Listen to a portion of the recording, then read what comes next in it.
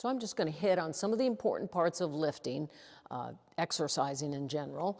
The most important thing to remember when you're lifting weights is you want to breathe. If you hold your breath, it might build up some pressure in your brain and increase your blood pressure. So it's important, number one, to not hold your breath, to breathe. So when you're actually doing the movement, it's good to remember to inhale as the chest is expanding, as you're releasing the weight, and exhale on the exertion. Now the exertion could be on the push, or if you're pulling something, on the pull. So you're inhaling on the release and exhaling on the exertion as you push or you pull. Just don't hold your breath. Number two, the speed of the movement should be about 2 seconds. And 2 seconds. 2 seconds on the push or the pull, 2 seconds on the release. As you progress with your lifting, you can do it a little differently. You can have more power on the push or the pull, but you always want to go slow on the release for safety reasons. If you're just dumping that weight, then you're really reducing the safety of the exercise, but on the release, that's where 70% of your muscle stimulation occurs. So a lot of people when they lift, I'm doing this, so it's kind of like a bench press, so you're pushing, right? And then you just let the weight drop and you're pushing hard and you let the weight drop. Well, a lot of people think that they're getting the most benefit out of that push or pull and not the release. That's wrong. You get the most benefit out of the release portion of an exercise. So just remember that on the push or the pull, you push or pull hard, and you always want to go slow and inhale on the release. Exhale on the exertion, inhale slow on the release. So it comes in handy when you are breathing that you remember why you're breathing. If you're not getting enough oxygen to the muscle, that's when that burn starts to happen. You get lactate building up in the muscles when you don't have enough oxygen getting to the muscles, so they start to burn. So all you have to do, let's say if you're going through your repetitions and it's, oh, I can't get another rep, maybe you, because you're burning, so you stop and take a couple of deep breaths, and then you keep going. This is particularly important when you're doing abs. So you're doing your repetitions and then it's starting to burn, so rest.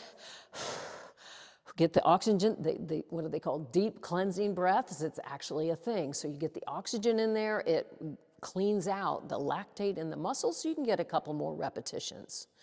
Also, during the repetitions, it's important to remember that you want to leave 2 repetitions in reserve. So when you don't want to go to complete failure, especially if you're working out by yourself. So you want to go until it gets really tough on those last 2 or 3 reps. But maybe you could do a couple more. A couple of reasons for that is you don't want to get injured by trying to force that last repetition, but you also want to make sure that your form is really good and that you don't lose it on the exercise and end up with that barbell across your neck. So always leave 2 repetitions in reserve.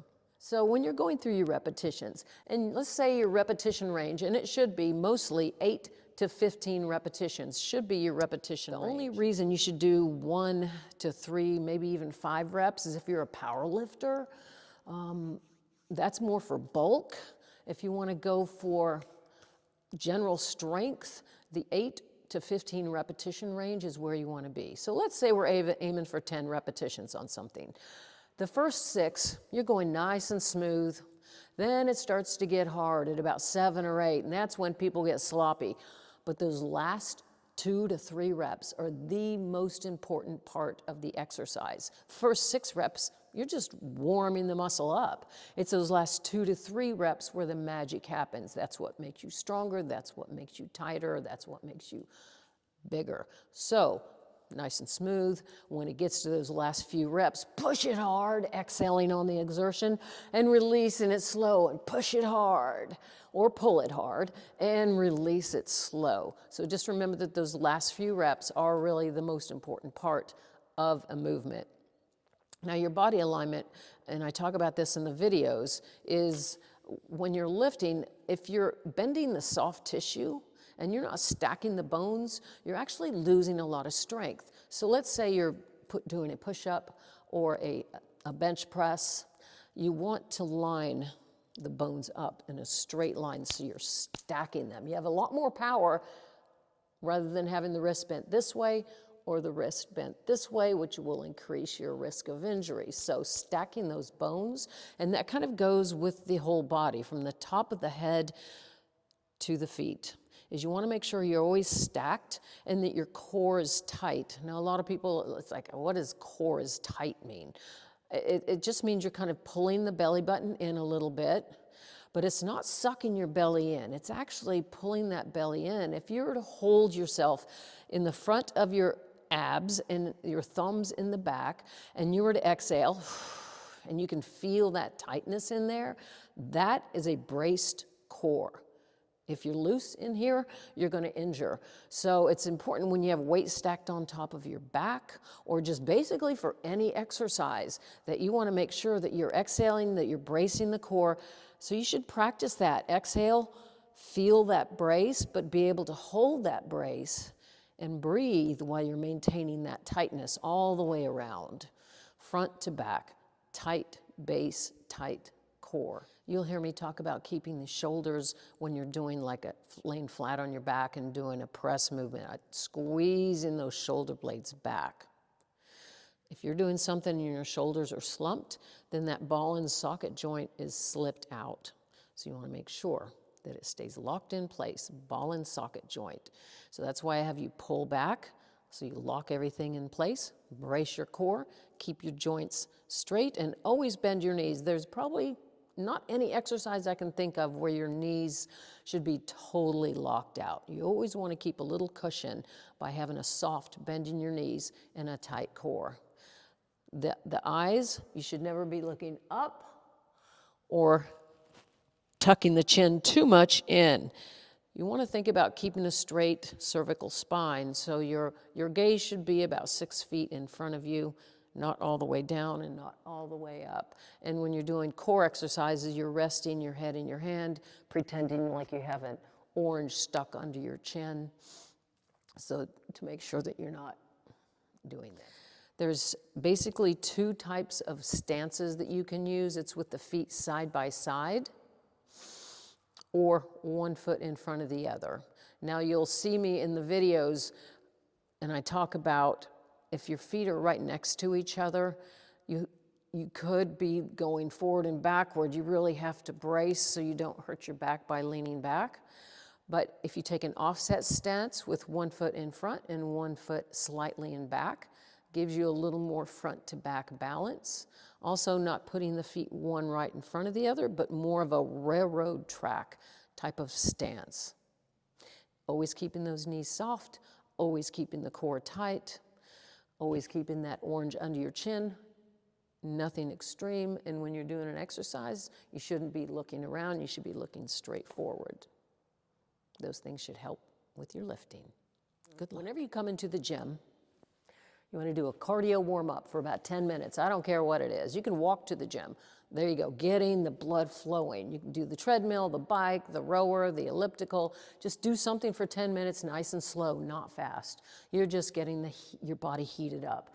Then you can go into some mobility to grease up, oil up those joints. And I've got a video on the mobility. Some different things you can do. It just takes like 4 minutes to get the joints warmed up. So 10 minutes cardio, 4 minutes mobility, then you move on into your lifting. You can do, what I have beginners do is just start in a string of exercises all lined up in a row. And you want to start with the big muscle groups first and work your way down to the smaller muscle groups. So the big muscle groups, the compound exercises like a push-up or a bench press, a squat, a pull down or a pull up. You're not isolating just the biceps and just the triceps or just the quads and just the glutes. You're doing the big compound movements in the beginning of the workout. So you would set up the workout with a pull up, then a bench press, then maybe a shoulder press, then a squat, then maybe do the isolation moves at the end, which would be your bicep curls, a tricep exercise, a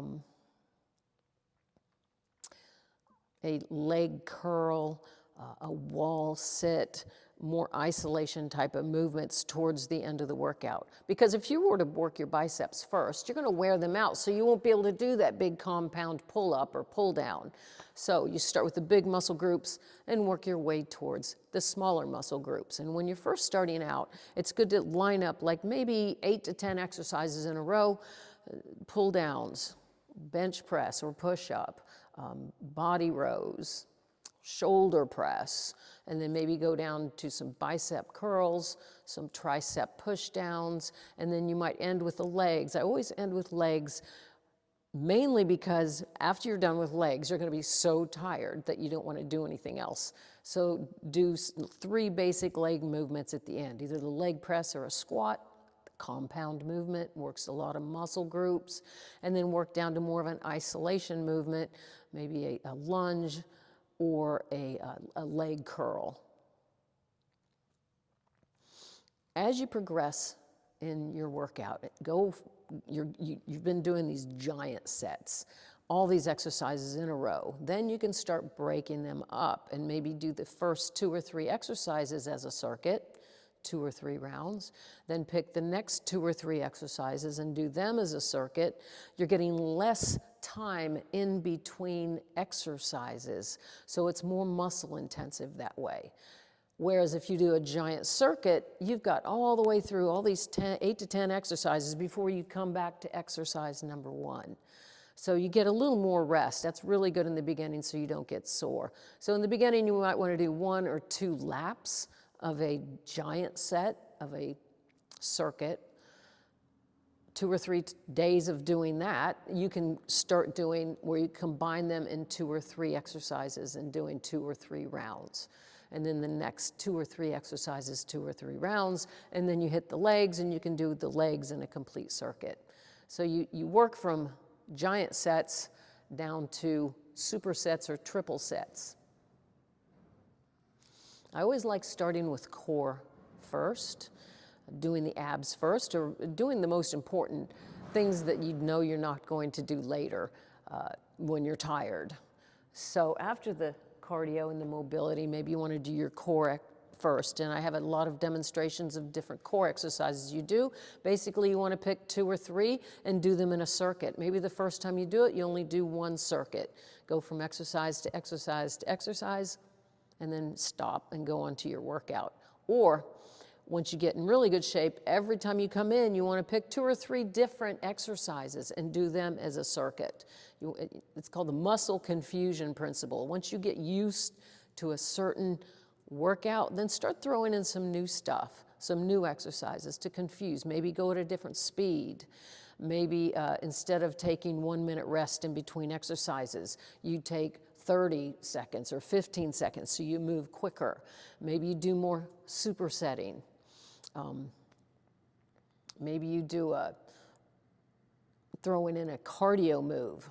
So I call that a triple threat. You do maybe a push-up and then a body row, and then you do a cardio move, and in your video package, you will see some of the cardio moves that you can throw in, jumping jacks, thrusters, squat jacks, pushing the sled, doing the battle ropes, just anything that gets your heart rate up. So you could do 30 seconds of push-ups, 30 seconds of body rows, and then 30 seconds of a cardio move, and do 3 of those 3 times in a row, and then you take a break.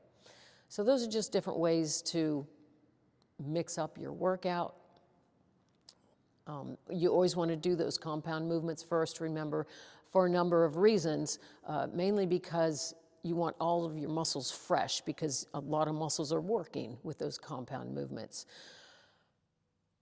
But also you want to be strong. A lot of people want to be strong in the compound movements, like a pull-up, a bench press, a squat, a deadlift. You want to make sure that you have full capacity for those strong lifts. And during those lifts, you probably, if you're doing them for strength, you want to rest in between. And the rest can vary. If it's a really heavy lift and you're going for max, you can rest for 3 to 5 minutes. If you're going for more of a triple threat, or a faster paced cardio burn, metabolic conditioning workout, then you can rest anywhere from 30 seconds to just 10 seconds between exercises. But in the beginning, just do the giant sets. You're resting 30 seconds to a minute in between exercises. So you're going from one exercise, 10 to 15 exercises in a row, whatever it is you've got set up. And then start isolating and doing 2 to 3 exercises back to back. If you're going just for strength, just do an exercise, rest 1 to 5 minutes in between, and then do that exercise again. That's the type of exercise that will build the most strength. I like working slow in the beginning, and then as the workout progresses, I go faster and faster and faster towards the end of the workout. Because the strength is going anyway, so you just speed up the amount of rest in between the exercises. I hope this helps.